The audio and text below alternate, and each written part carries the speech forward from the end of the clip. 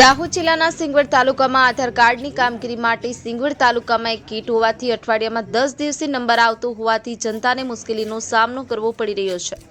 પ્રાપ્ત માહિતી અનુસાર દાહોદ જિલ્લાના સિંગવડ તાલુકાના તાલુકા પંચાયત કચેરી ખાતે ઘણા સમયથી આધાર કાર્ડની કામગીરી માટે સિંગવડ તાલુકામાં એક કીટ હોવાથી જનતાને મુશ્કેલીનો સામનો કરવો પડે છે અને સવારથી સાંજ સુધી લોકો ભૂખ્યા તરસ્યા આધાર કાર્ડથી કામગીરી માટે બેસી રહેતા હોય છે। સિંગવડ તાલુકા પંચાયત કચેરી ખાતે ત્યારે આમ આદમી પાર્ટીના ગુજરાતના સંગઠન મંત્રી નરેશભાઈ ભી બારિયા, આમ આદમી પાર્ટીના જિલ્લા પ્રમુખ રાકેશભાઈ બારિયા, રાજુભાઈ કટારા અને પ્રવીણભાઈ ડામોર અને તેમની ટીમે આકસ્મિક મુલાકાત લીધી। ત્યારે અઠવાડિયાથી લોકો હેરાન થાય છે કે કામ થતું નથી, તેથી સરકારથી જનતા નારાજ છે, જેથી નરેશભાઈ બારિયાને લોકોએ પોતપોતાની વેદના જણાવી હતી।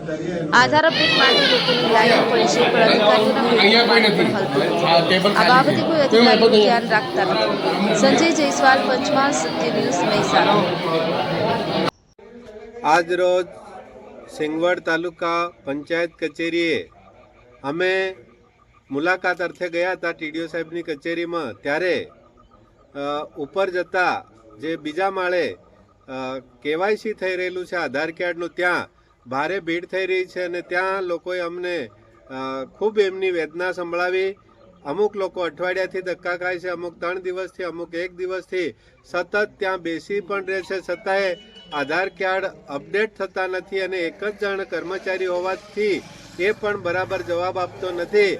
તો તમામ લોકો સિંગવડ તાલુકાના હેરાન થઈ રહ્યા છે।